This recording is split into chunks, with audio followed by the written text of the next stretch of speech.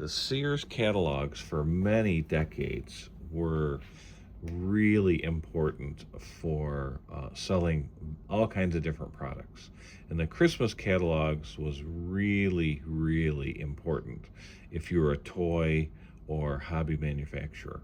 If you got your products in Sears Christmas catalogs, you had hit the big leagues. That was really big time. Starting in 61, the catalogs started showing Strombecker's race sets, and these were a fairly large scale, 1/32, and they'd also started having some of the HO sets too. But the first set in the Sears catalogs was a little figure 8 that had one of these Ferrari Testarossa models in it. Now, this is a pretty famous car. It was raced in the 50s. Really a dramatic sort of open fender here. Very distinctive car and very nicely modeled. Really nice details in the body, the hood lines, the little straps to hold it shut, little driver figure. Now, this is how you find a lot of these cars today, sort of used with missing pieces. So basically, a friend of mine got a big batch of this stuff, and I bought it from him just so I could show some of these cool cars. The other car in the first set was this 50s Jaguar race car, a D-type. And this won Le Mans 2 years, I think 2 years in a row, maybe 3 years in the 50s. Very cool looking sort of swoopy car. And the factory team cars had this cool fin coming off the driver's headrest, and this cool little windshield on it. So a lot of these pieces like windshields and the headlights are missing when you find them now. As the years went on, Strombecker made more and more cars. They actually made a lot of cars from the 60s. And to me, it's kind of surprising they never did a Mustang, because it was, such a phenomenon. But they made other great cars from the 60s. 61, 62 Corvette, really nicely designed and molded. Now, these are really thick plastic, so they'll take a lot of abuse. But that doesn't take away from the nice job they did with panel lines and trim. You know exactly what it is. It's pretty well done. All the parts are molded in for the most part, and they just hit some of them, like the grills and bumpers and headlights, with a little bit of paint to highlight them. So, nicely done.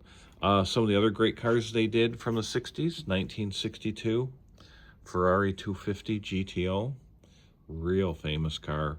The real ones, they only made 36 of them. They're multi-millions of dollars now. Another really cool, famous car is the Jaguar E-Type. This happens to be the fixed head coupe version.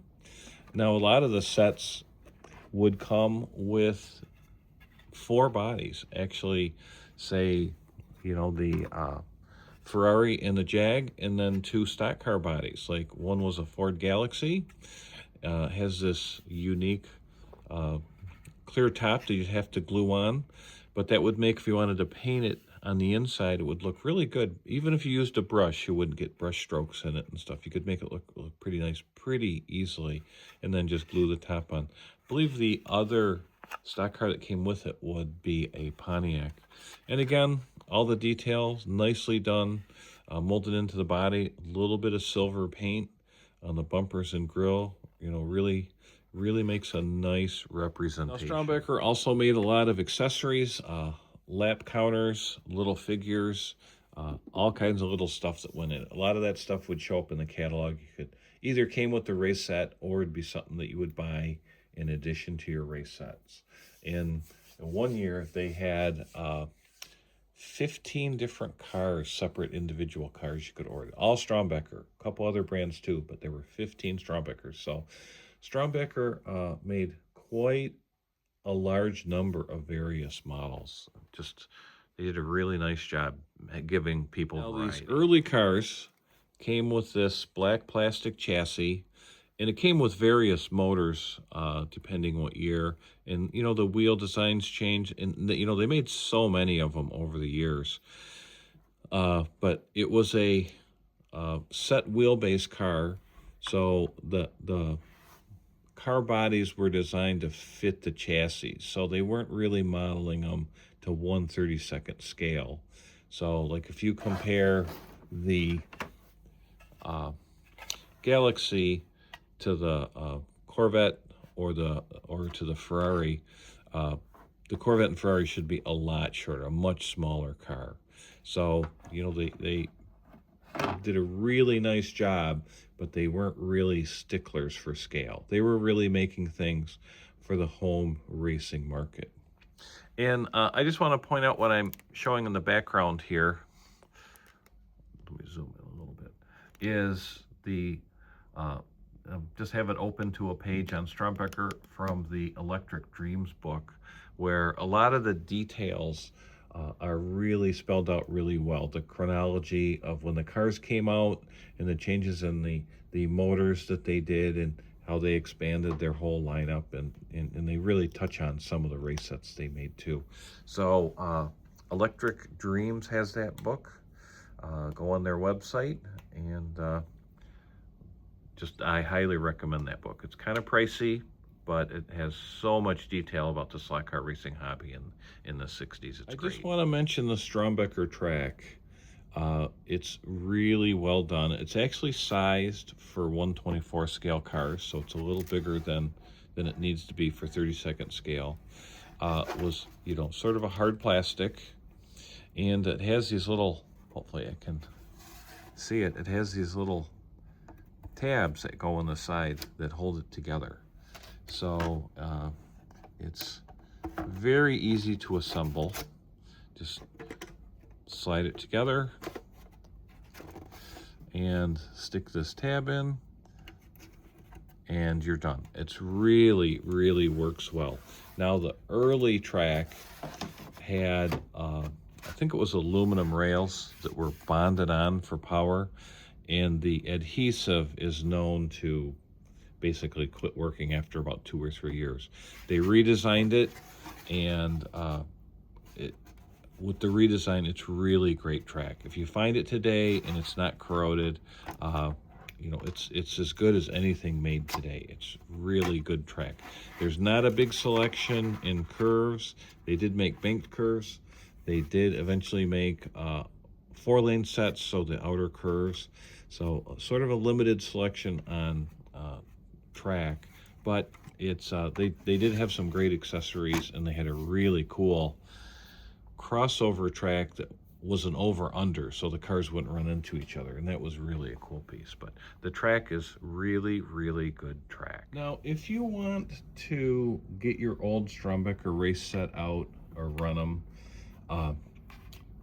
I know you'll probably need new rear tires specifically. They'll be hard, they'll be dry, they won't give any traction, and probably you'll need new pickup braid. I would start looking for tires on eBay. Look for Paul Gage tires. I think he makes some for these. They're probably made out of urethane. eBay wouldn't be a bad place to look for the braid.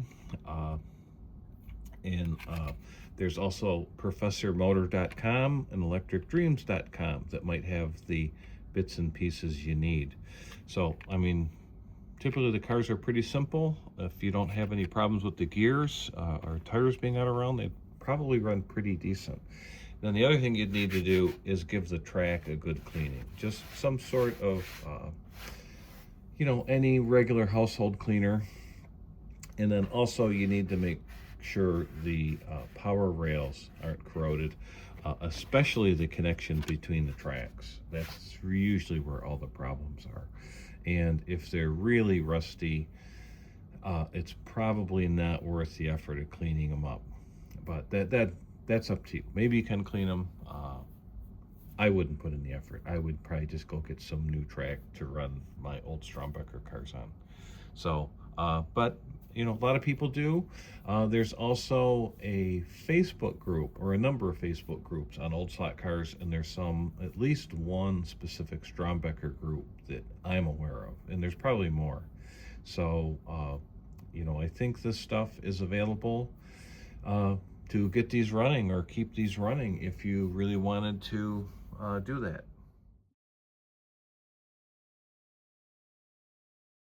As the 60s went on, they did more and more cars. They got a little more into making racing cars like Ford GTs. And this one's interesting because it's sort of a clamshell type body without a separate frame. So the motor snaps into the bottom and the body kind of goes together like a clamshell. They made a Porsche. I believe this is a 904, maybe 906. I should know that. Same way, again, really famous, great race cars from the period. They made this little Lotus, and they probably made it because Dan Gurney won one of the first sports car races at the Daytona 500. Of course, you got to have a Chaparral 2. Again, nicely modeled. And I want to show this because they started to go to different chassis, an aluminum and plastic chassis. Actually, pretty big motor in that.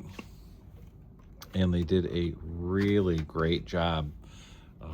I believe this is really almost a direct copy of Cox's 124 scale shrunk down of the Chaparral 2D. Now, they didn't call this a Chaparral, and they were probably concerned about copyright infringements and things like that. But Strombecker made some, really sort of affordable cars, but they also made a couple that were really, really exceptional. Like this 1966 Plymouth Barracuda. They actually made sets for Plymouth dealers to sell, and they just did a great job modeling this. The grille, taillights, bumpers, even has an interior in it, and there's even a driver figure in this. So that's actually modeled after a 1966 Barracuda Formula S.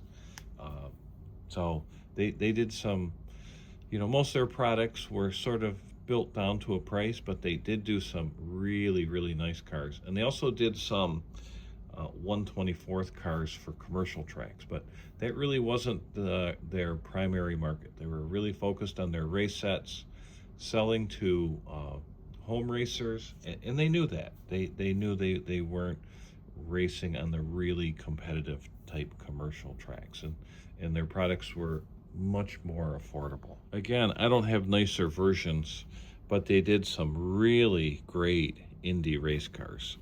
This is one of the late 50s, early 60s Indy Roadsters with the drivers offset a little bit to the right. And they sold these in kits. They sold them in race sets. And they had some different decals modeled after, I think there were 6 different actual real race cars, like Parnelli Jones's cars and one of A.J. Foyt's cars. Came with different exhaust pipe, this really cool long chrome pipe along the side of the car, and the various oil tanks and stuff. Really cool stuff. And then they also did a Cooper.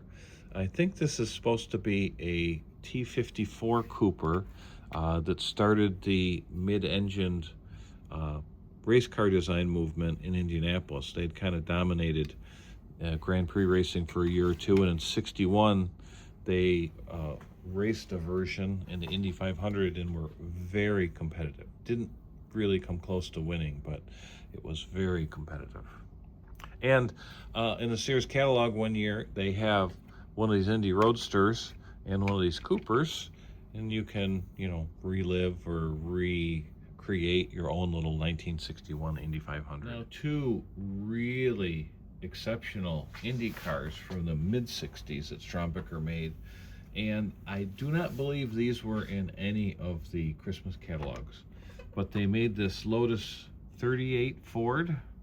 It has the cool bundle of stakes, and I know these aren't in the greatest shape. They're missing some of the chrome pieces for the suspension, and there should be 2 long exhaust pipe outlets, but they modeled the little bundle of stakes, the engine intake.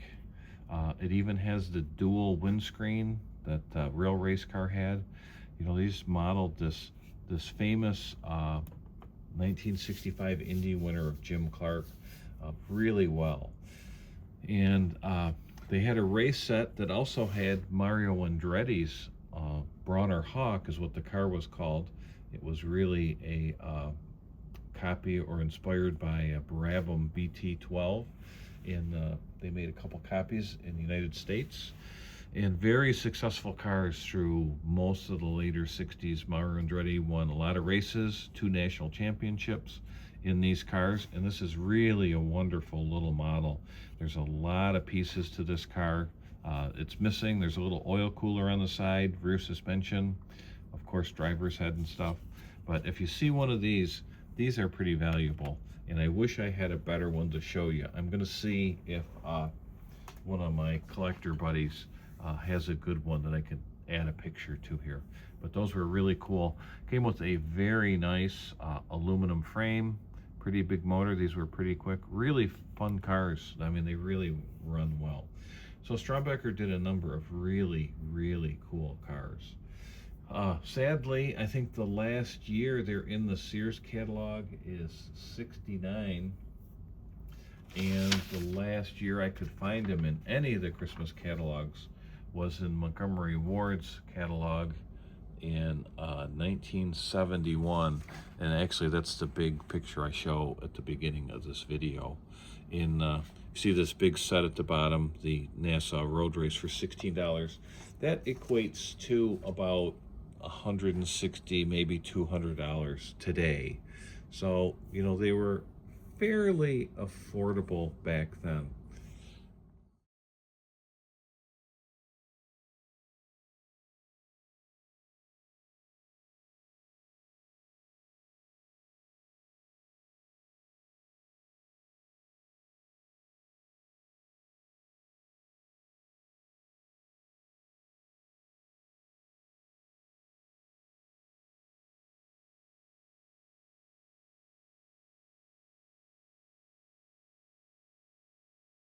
Now, who Strombecker was competing with was Eldon.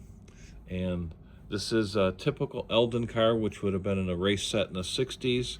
You know, similar plastic chassis, sort of snaps together. The Eldons were nice because the front part slid back and forth for you could actually change the wheelbase on the cars. This is a Ferrari race car that they did. I think it's modeled on a P4. And then Eldons were typically a little bit more affordable, and the track was a lot lumpier, let's say, than the Strombecker stuff. And typically in the same catalog, you'd be competing with Monogram that made these beautiful Ford GTs with this nice brass chassis. And the Ferrari, this is a 330, I believe. And these cars, you know, duked it out in the 1965 Le Mans 24-hour race. And the Monogram track was really, really good quality stuff. Maybe just a little bit better than the Strombecker.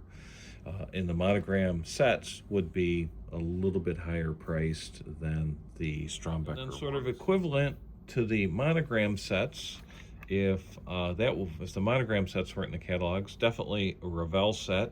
And Revell made this really great Ferrari GTO, just like the one Strombecker made. Had this nice aluminum chassis, push-on plastic wheels. Sometimes they would have metal wheels, depending what year they were made. And you know, the Strombecker stuff, the Monogram stuff, the Revell stuff, you know, you put it together, you could have really fun races with.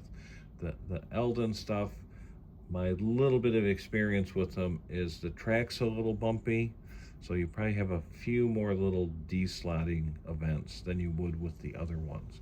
But, you know, they were all fun, but Sears must have sold thousands and thousands, maybe 100,000 or more race sets over the years. And they were really wonderful. They were really a lot of fun. And like I say, by 1970, they were, for the most part, gone from the Christmas catalog. So one of those little phenomenons of the 60s.